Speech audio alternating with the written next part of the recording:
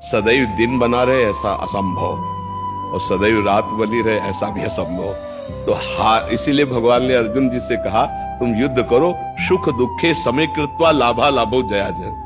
जय हो या पराजय हो, लाभ हो या हानि हो, सुख या दुख, अपने कर्तव्य से नहीं डिगना, अपने कर्तव्य का पालन करते रहना चाहिए। भगवान ने कहा, यदि विजय प्राप्त करते हो तो भूमि का राज्य, अगर शरीर छोड़ते हो तो स्वर्ग का राज्य। दोनों हाथ में लड्डू है, युद्ध करना ही ठीक है। तो अपने कर्तव्य का पालन करते हैं। यदि हमारी उस कोटि की सफलता नहीं होती तो हम पहले जांच करते हैं कोई हमारे अभ्यास में, कोई हमारे प्लान में त्रुटि हुई क्या। अगर नहीं तो फिर हमारा प्रयास असफल हुआ। कोई पूर्व का पाप ऐसा है जो हमको नीचा दिखाने के लिए असफलता दे दी है, लेकिन वो खत्म होगा ना। अब हम खुद प्रयास करते हैं, हमें हारना नहीं है। देखो, गलतियां तो हमसे होती रहती हैं, पूर्व जन्म में हुई हैं जो एकत्रित है, और इस जन्म में भी हमसे ऐसे पाप हुए जिनका हमने कोई प्रायश्चित नहीं किया, जिनको कोई नहीं जानता है। लेकिन वो कर्म नष्ट तो नहीं हो गया ना। जो कर्म होता है वो उसी समय से हमारे दिमाग में सेट हो जाता है। अब वो आकर फल देगा, या मुझे पहुंचाएगा वहां, या वो किसी न किसी रूप में आकर के मेरे को नष्ट करेगा। बुरी दशा आने के पहले बुद्धि बदली जाती है। कोई प्लान में ऐसा चूक हो जाएगा कि आप फेल हो जाओगे, क्योंकि वो कर्म आपको गिराएगा। अपने को पता है अपने से ऐसे कर्म हुए हैं इसी जन्म के, और कुछ ऐसे कर्म हैं जिनको मैं भूल चुका हूं पूर्व में। जैसे भीष्म जी कह रहे हैं कि इस जन्म में मैंने कोई पाप नहीं किया, और 6 महीना बाणों की सैया में। तो भगवान ने कहा कि आगे बढ़कर के पूर्व जन्मों को देखो। अब जैसे अपने लोग इस जन्म में आए तो याद नहीं है, बोले कौन सा पूर्व जन्म, कब? देखो, माँ के गर्भ में 9 महीने रहा गया, क्या याद है? देखो, हम सबको पीछे की तो जाले दो, इसी जन्म में माँ के गर्भ में मैं रहा हूं, 9 महीने रहा हूं। और गर्भ कौन सी व्यवस्था है वहां, मलमूत्र का, इधर मलाशय मूत्राशय, उसके बीच में रहा हूं। तो याद नहीं एक सेकंड के कष्ट की, विचार करके देख। तो पूर्व की याद कैसे रहेगी जब अभी इसी जन्म के माँ की याद नहीं? तो झूठा तो नहीं कह सकता कि पूर्व का सब झूठा है। नहीं तो माँ के गर्भ में की याद नहीं है तो इसका मतलब माँ के गर्भ में हम नहीं रहे क्या?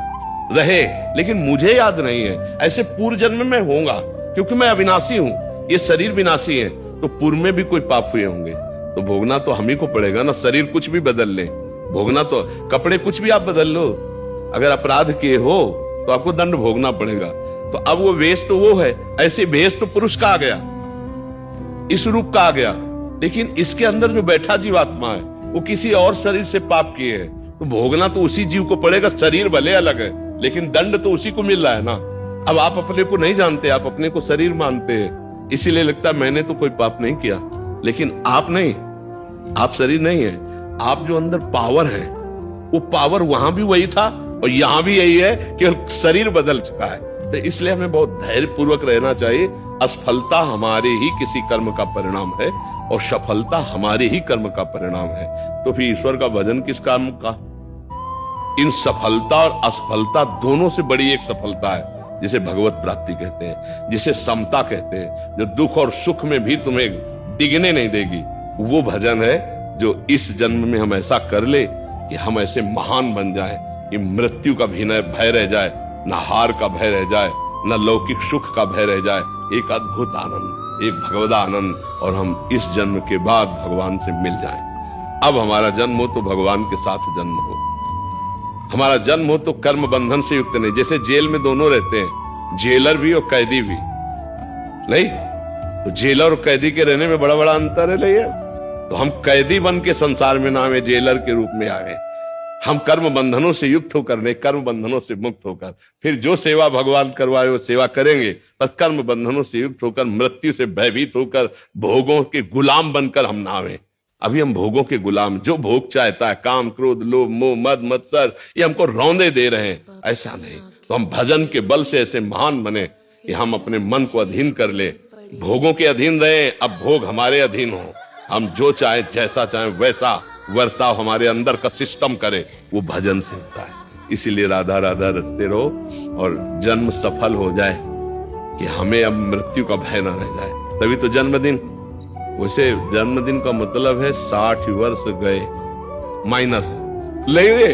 अब कितने मुझे पता नहीं ला फल का नहीं पता। हाँ, तो इसीलिए मुझे लगता है राधा राधा राधा राधा नाम जपते रहो, और जितना प्रयास जब तक जीवन है अब निराश होकर थोड़ी बैठना है। जब तक जीवन है मैं अपने कर्तव्य का पालन कर। महाराज जी 12 साल पहले पत्नी चली गई कैंसर से और 1 साल पहले बेटी भी चली गई कैंसर जी। सिर्फ ये बेटा ही नहीं संभाला, यही सब। हाँ, भगवान किसी न किसी रूप में सहयोग तो कर ही रहेला। अब आनंदित रहिए, खूब नाम जप करते रहिए।